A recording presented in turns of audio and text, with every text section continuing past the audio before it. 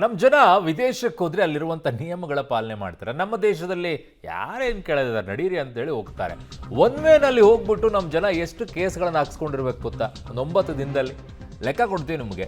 One way ಸವಾರರ ವಿರುದ್ಧ ಈಗ ಸಂಚಾರಿ ಪೊಲೀಸರು ಸಮರವನ್ನ ಸಾರಿದ್ದಾರೆ. 9 ದಿನಕ್ಕೆ 23,000ಕ್ಕೂ ಹೆಚ್ಚು ಪ್ರಕರಣಗಳ ದಾಖಲಾಗಿದೆ. ನಿನ್ನೆ ಒಂದೇ ದಿನ 3,000 ಪ್ರಕರಣ ದಾಖಲಂತೆ. ಒನ್ ವೇ ಸವಾರರಿಂದ ಟ್ರಾಫಿಕ್ ಸವಾರರಿಗೆ ಕಿರಿಕಿರಿ ಆಗಿದೆ, ಅದರಲ್ಲಿ ನೋ ಡೌಟ್. ರಿಯಲ್ ಸಸ್ಪೆಂಡ್ ಎಚ್ಚರಿಕೆ ನಡೆಯೂ ಕೂಡ ಉಲ್ಲಂಘನೆ ಆಗ್ತಾ ಇದೆ. ಯಾರು ಕೇಳೋರಿಲ್ಲ, ಯಾರು ಹೇಳೋರಿಲ್ಲ.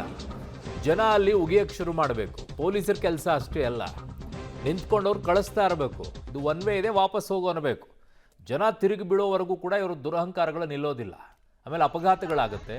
ಆಮೇಲೆ ಇನ್ನೊಬ್ಬರದ್ದೇ ತಪ್ಪು ಅನ್ನೋ ರೀತಿಯಲ್ಲಿ ವರ್ತಿಸ್ತಾರೆ. ನೋಡಿ, ಅಲ್ಲಿ ಹೋಗೋದೇ ಒನ್ ವೇ ಅಲ್ಲಿ. ನೋಡಿ ಅಲ್ಲಿ ಫ್ಲೈಓವರ್ ಮೇಲೆ ಗುದ್ದುಕೊಂಡ್ರೆ ನೋಡಿ, ಅಲ್ಲಿ ಗುದ್ದಿದ, ಬಿದ್ದ. ಕತೆ ಏನೋ ಒಂದು ತಪ್ಪೇ ಯಾರದ್ದು ಆಗಿದ್ದಾಗ ಒನ್ ವೇಲ್ ಹೋಗಿರೋಂತಾನೆ ಏನು ಮಾಡಬೇಕೀಗ? ಯಾರು ಒಟ್ಟು ಉತ್ತರ ಭಾಗದಲ್ಲಿ ಒಟ್ಟು ಕೇಸ್ 4,660.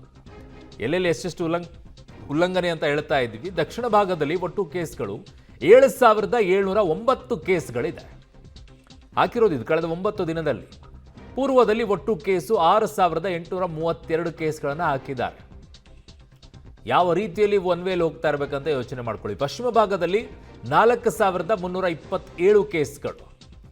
ಯಾವ ರೀತಿ ಉಲ್ಲಂಘನೆ ಮಾಡ್ತಾ ಇದ್ದಾರೆ ಅಂತ ಪಶ್ಚಿಮ ಭಾಗದಲ್ಲಿ, ಉತ್ತರ ಭಾಗದಲ್ಲಿ, ದಕ್ಷಿಣ ಭಾಗದಲ್ಲಿ, ಪೂರ್ವ ಭಾಗದಲ್ಲಿ ಇವೆಲ್ಲವನ್ನ ನಿಮಗೆ ಡೀಟೇಲ್ ಅನ್ನ ಕೊಡ್ತಾ ಇದ್ದೀವಿ. ಕಡಿಮೆ ಅಂತಂದ್ರೆ ಅದೊಂದೇ ಪಶ್ಚಿಮ ಭಾಗದಲ್ಲಿ.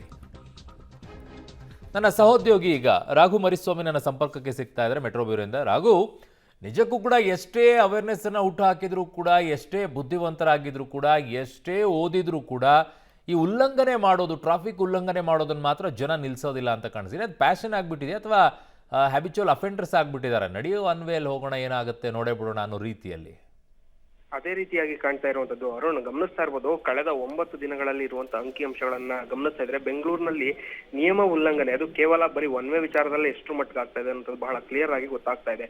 ಕೇವಲ 9 ದಿನಕ್ಕೆ 23,000ಕ್ಕೂ ಹೆಚ್ಚು ಒನ್ ವೇ ಸವಾರರ ಈಗ ಪ್ರಕರಣ ದಾಖಲಾಗಿರುವಂತದ್ದು. ಈ ಹಿಂದೆ ಟ್ರಾಫಿಕ್ ಪೊಲೀಸರು ಬಹಳ ಕ್ಲಿಯರ್ ಆಗಿ ಕೂಡ ಹೇಳಿದ್ರು, ನಿಮ್ಮ ಒನ್ ವೇಲಿ ನೀವೇನಾದ್ರೂ ಸಂಚಾರವನ್ನ ಮಾಡಿದ್ರೆ ಅಂತವರ ಡಿಎಲ್ ಗಳನ್ನ ಕ್ಯಾನ್ಸಲ್ ಮಾಡುವಂತ ನಿಟ್ಟಿನಲ್ಲಿ ಮುಂದಿನ ನಿರ್ಧಾರಗಳನ್ನ ಕೈಗೊಳ್ತೇವೆ ಅನ್ನುವಂತಹ ಸೂಚನೆಗಳನ್ನ, ಎಚ್ಚರಿಕೆಯನ್ನು ನೀಡಿದ್ರು.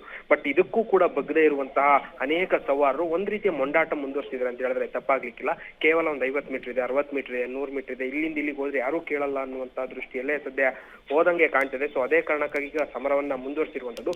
ಇದೇ ರೀತಿಯಾದಂತಹ ಮತ್ತೆ ಉಲ್ಲಂಘನೆಗಳು ಮುಂದುವರೆದ್ರೆ ಫೆಬ್ರವರಿ ಮೊದಲ ವಾರದಿಂದಲೇ ಅಂತವರ ಡಿಎಲ್ ಗಳನ್ನ ಕ್ಯಾನ್ಸಲ್ ಮಾಡೋದಕ್ಕೆ ಯಾವೆಲ್ಲ ಸಿದ್ಧತೆಗಳು ಬೇಕು ಅವೆಲ್ಲವನ್ನ ಕೂಡ ಮಾಡ್ಕೊಂಡಿರುವಂತ ಸಂಚಾರಿ ಪೊಲೀಸರು ಅವರ ಡಿಎಲ್ ಗಳನ್ನ ಸಾರಿಗೆ ಇಲಾಖೆಗೂ ಕೂಡ ಕಳಿಸುವಂತ ನಿಟ್ಟಿನಲ್ಲಿ ತಯಾರಿಗಳನ್ನ ಮಾಡ್ಕೊಳ್ತಾ ಇದ್ದಾರೆ. ಈಗಲಾದ್ರೂ ಎಚ್ಚೆತ್ಕೊಳ್ತಾರೆ ಅನ್ನೋದನ್ನ ಮುಂದೆ ಕಾದ್ ನೋಡ್ಬೇಕಿದೆ. ಅರುಣ್. ಓಕೆ ರಾಘು, ನಿಮ್ಮೆಲ್ಲ ಮಾಹಿತಿಗೆ ಧನ್ಯವಾದಗಳು. ದಂಡ ಹಾಕಬಾರ್ದು, ಗಾಡಿ ಸೀಸ್ ಮಾಡಿ ಇಟ್ಕೋಬೇಕು ಅಷ್ಟೇ. ಗೊತ್ತಾಗುತ್ತೆ, ಯಾವಾಗ ಬುದ್ಧಿ ಬರುತ್ತೆ.